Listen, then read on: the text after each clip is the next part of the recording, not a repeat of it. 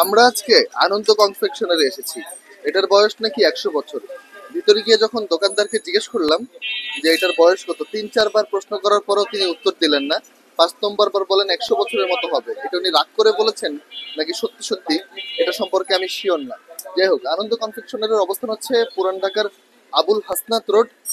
এখানে একটা মাজার রয়েছে, ঠিক মাজারটার অপোজিটেই হচ্ছে আনন্দ কনফেকশনারি। রমজান মাসে মূলত আমি আনন্দ কনফেকশনারির খাবার দাবার খেয়েছিলাম। তবে অন্যান্য সময় শুনেছি যে সকালবেলা থেকেই শুরু করে তারা বিভিন্ন বেকারি আইটেম, ধরেন পেটিস, পেস্ট্রি, তারপরে হচ্ছে পনির পপ, এই টাইপের আইটেমগুলো তারা বিক্রি করে থাকেন, স্যান্ডউইচ। তো এই আইটেমগুলো চেখে দেখার জন্য আমি এখানে এসেছি। যদি 100 বছর সত্যিকারের বয়স নাও হয়ে থাকে, 50 বছরের বেশি তো হবেই এটার বয়স। এবং পুরান ঢাকার যে আরবান কালচার, সেটার পিছনে এই দোকানগুলোর একটা আলাদা অবদান রয়েছে। পুরান ঢাকার আরবান কালচার বলতে ধরেন এখানে আধুনিক যে খাবারগুলো, ফাস্ট ফুড আইটেমগুলো নিয়ে আসা, একটা আড্ডার সংস্কৃতি তৈরি করা, সেটার পিছনে এই আনন্দ কনফেকশনের একটা আলাদা অবদান রয়েছে। এবং এখনো পর্যন্ত স্কুলের বাচ্চার মায়েদের অন্যতম পছন্দের জায়গা হচ্ছে এই আনন্দ কনফেকশনারি। কারণ তারা হচ্ছে যখন স্কুল থেকে যাওয়া আসা করেন, পুরোটা সময় এইখানে এসে খাওয়া দাওয়া করেন, আবার যাওয়ার সময় এখান থেকে খাবার কিনে নিয়ে যান, বাসায় কেউ থাকলে তার জন্য নিয়ে যান। এই কালচারটা এখনো পর্যন্ত এইখানে রয়েছে। আনন্দ কনফেকশনারি বহু বছর ধরেই আমার বেশ প্রিয় একটা জায়গা।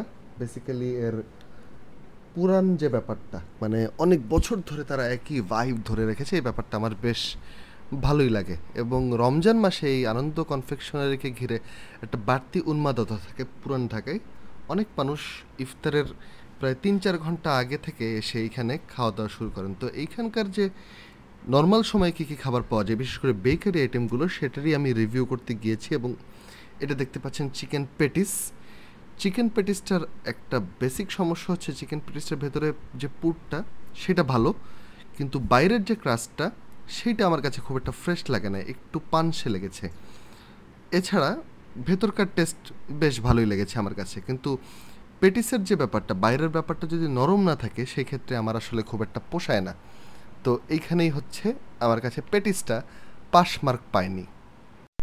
আর এই দোকানগুলোর একটা বড় সমস্যা হচ্ছে যারা পুরাতন, ঐতিহ্যবাহী এবং একই সাথে বেশ জনপ্রিয়তা ধরে রেখেছে, তাদের মধ্যে একটা টেকেন ফর গ্রান্টেড মনোভাব চলে আসলে তারা আসলে নিজেদের প্রোডাক্ট এবং বিহেভিয়ারে একটা ডিগ্রেডেশন চলে আসে।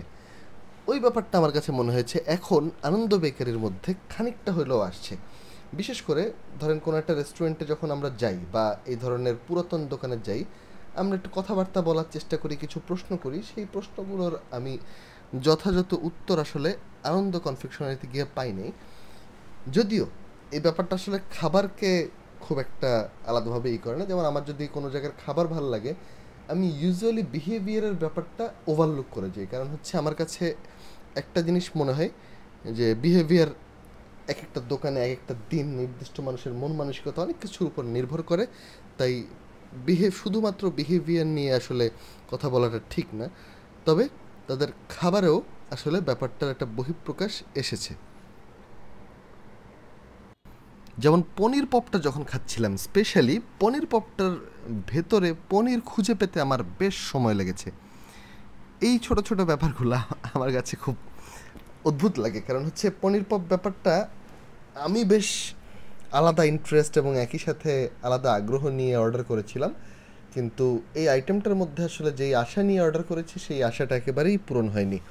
এবং এই পনির পপ, চিকেন পেটিস, এই টাইপের আইটেমগুলোর মধ্যে এবং বাইরের যে ক্রাস্ট, এই দুইটার মধ্যে একটা সমন্বয় না এলে আসলে খাবারটার যে তাৎপর্য সেটা আসলে থাকে না, সেটার ভ্যালু অনেকটাই কমে যায়।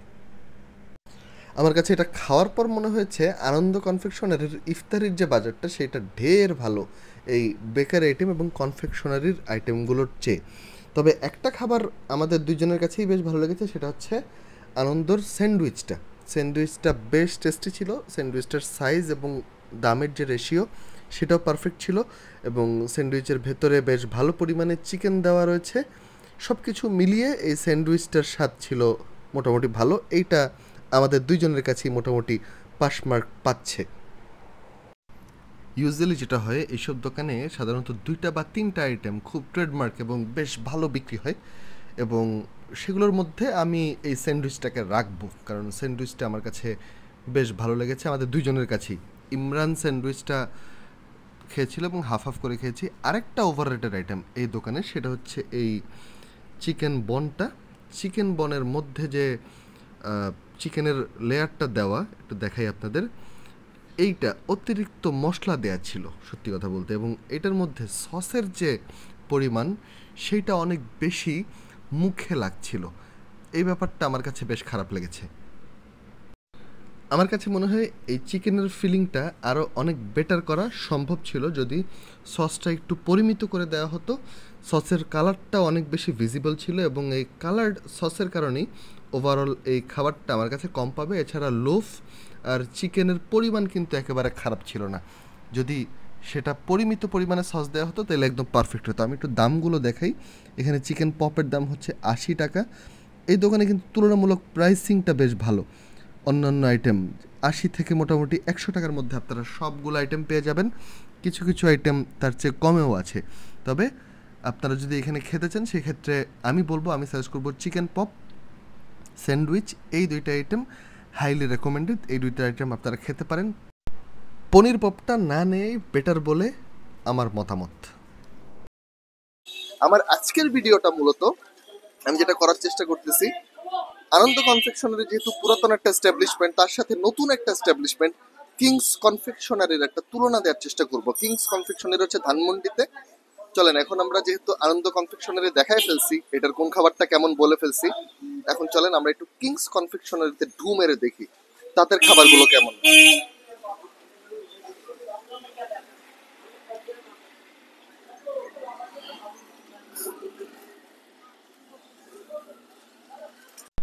শুরুতেই বলে রাখি, কিংস কনফেকশনারি আনন্দ কনফেকশনারির তুলনায় মোটামুটি এক্সপেন্সিভ, এবং এটা ধানমন্ডি এলাকার দুইটা জায়গায় অবস্থিত। একটায় আমরা এখন যাচ্ছি, সেখানে গিয়ে মূলত আমি খোঁজ নিচ্ছি তাদের কাছে ঘেরা একটা নতুন দোকান বা নতুন শোরুম খুলছে। শোরুম তো বলা যায় না, নতুন একটা ব্রাঞ্চ খুলেছে তারা, এবং সেই ব্রাঞ্চটা কোথায়, তো সেই ব্রাঞ্চটা জানার জন্য আমরা এই ব্রাঞ্চে এসেছি প্রথমে। এই ব্রাঞ্চটা হচ্ছে ধানমন্ডি, খুব সম্ভবত 7 মানে ধানমন্ডি থানার বেশ কাছেই অবস্থিত। এবং এইখান থেকে আমরা চলে গেলাম জিগাতলায়। জিগাতলায় জাপান বাংলাদেশ হাসপাতালের ঠিক অপোজিটেই এই কাছে ঘেরা নতুন ব্রাঞ্চটায় আমরা গিয়ে আমাদের বেশ ভালো লাগছে। এখানে স্প্যানিশ পাফটা আমরা অর্ডার করেছি 140 টাকা দাম।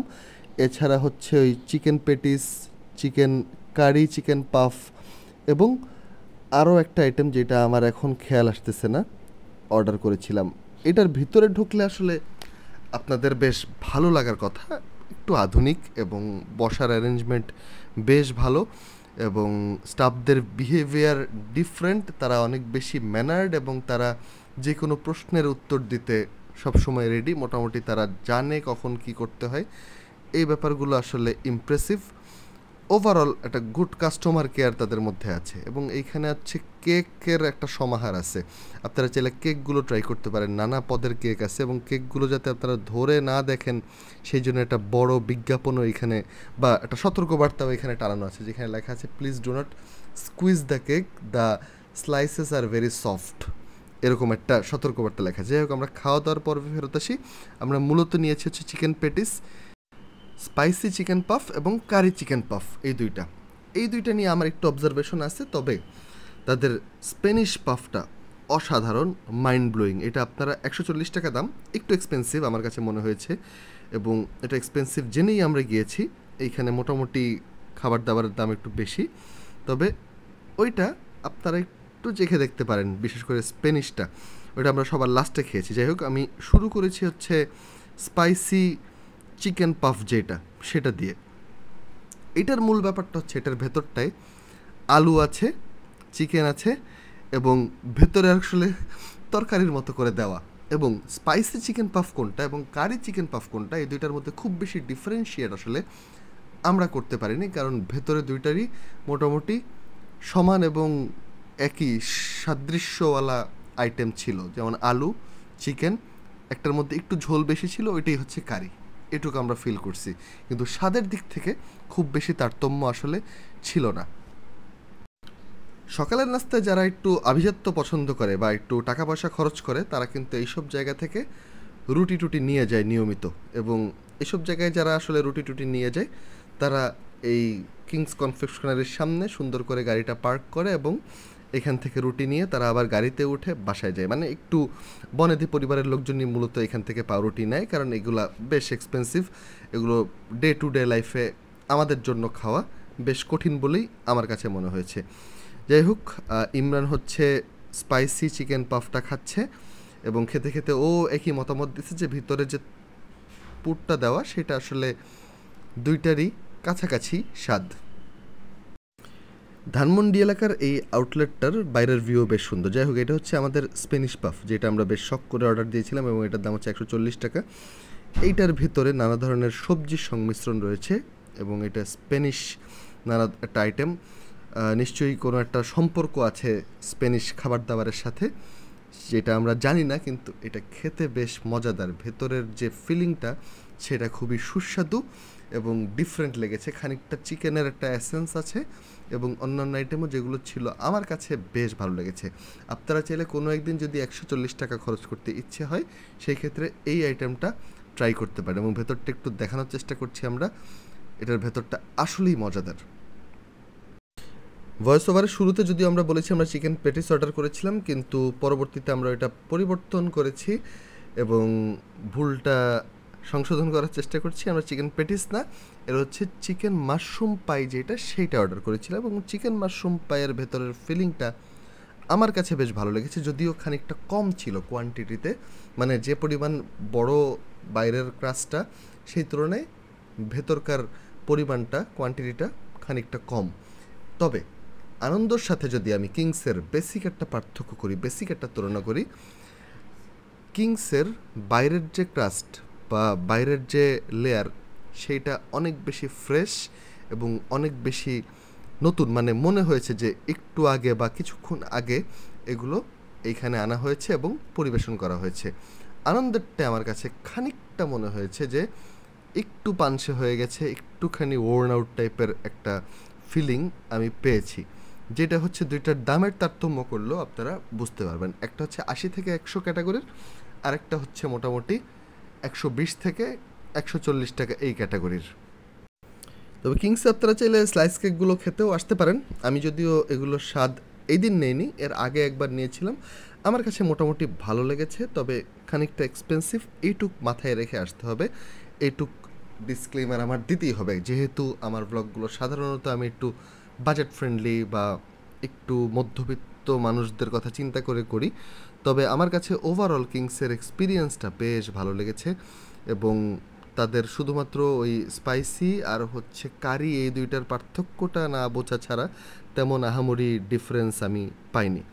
ধন্যবাদ সবাইকে আমার এই ব্লগগুলো নিয়মিত দেখার জন্য।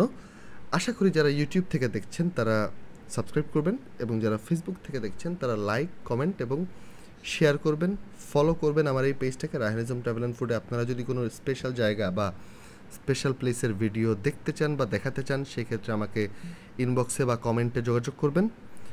ভালো থাকবেন, সুস্থ থাকবেন, আশা করি ভালো খাওয়া দাওয়া করবেন।